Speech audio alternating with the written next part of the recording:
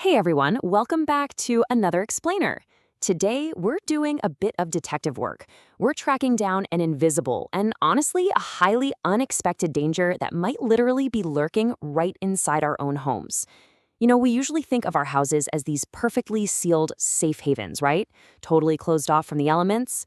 But, well, sometimes nature sneaks in through the absolute most surprising pathways.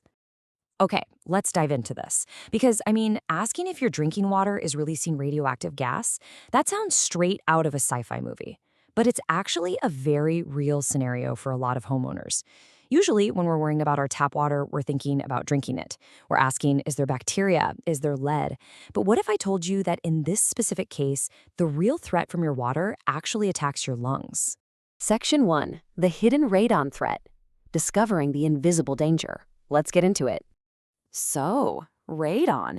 It's a naturally occurring radioactive gas, and it can pose some serious health risks when it accumulates indoors. Now, you've probably heard of radon before. It's talked about a lot, but almost always as just an air quality issue? Like this gas slowly seeping up through the soil and into your basement. But as we investigate the source material here, we find there's a secondary, hidden pathway that most of us just completely overlook. And here is the major twist in our story. Radon can actually be present in your drinking water. Yeah, no way, right? That well-known radioactive gas isn't just creeping in from the ground beneath your foundation. It can literally hitch a ride directly into your home through the very pipes that deliver your everyday tap water.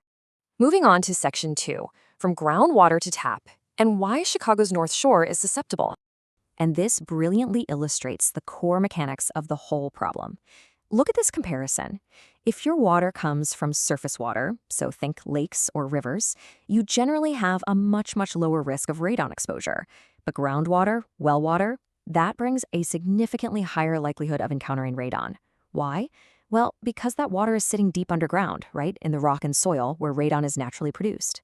For communities along Chicago's North Shore, which rely really heavily on these groundwater sources, this becomes a highly relevant real-world concern. But here's the tricky part about groundwater. As the quote says, radon concentrations can vary significantly from one well or neighborhood to another, so it's a highly localized threat. It's like a giant puzzle. You can't just rely on regional data or assume you're perfectly safe just because your town is quote-unquote safe. Your neighbor across the street could test their well and be perfectly fine, while your well might be drawing water with elevated radon levels. It's a complete house-by-house mystery.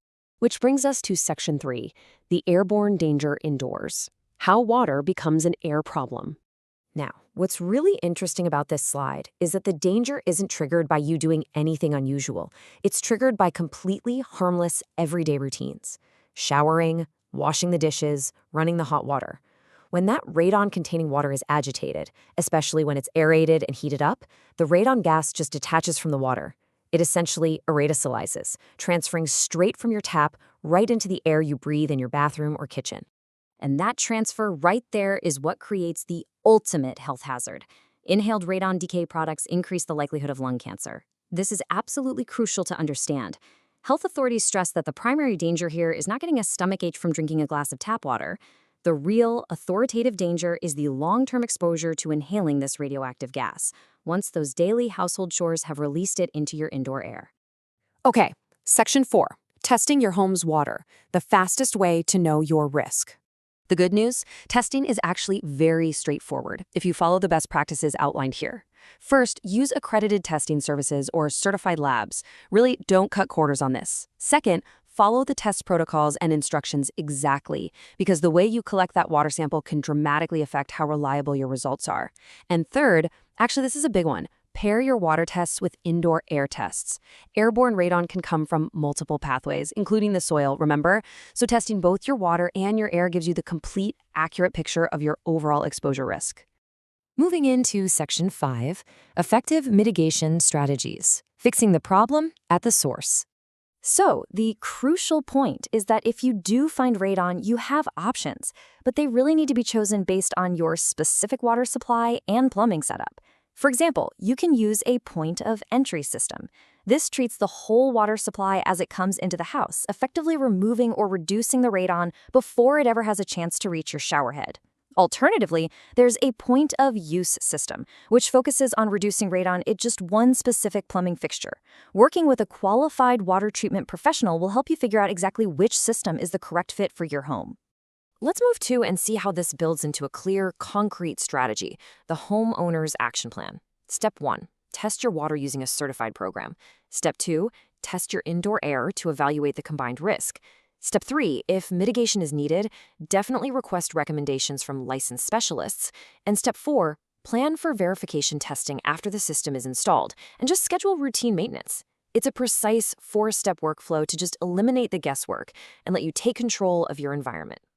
And here is a really vital reminder for us all.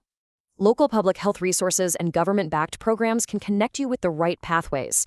You do not have to figure this out on your own. There is an entire network of certified service providers, university programs, and public health resources out there dedicated to helping you manage this exact risk effectively and safely. Which brings us to our final question, and honestly, a thought I want to leave you with today. When was the last time you tested your home's water for radon? If your answer is never, and especially if you rely on groundwater, well, it might be time to put that homeowner's action plan into motion. Knowledge really is power. And when it comes to the water flowing through our homes, a simple test is the best way to ensure the air you breathe stays safe. Thanks so much for joining me to explore this explainer today. Stay curious and keep learning.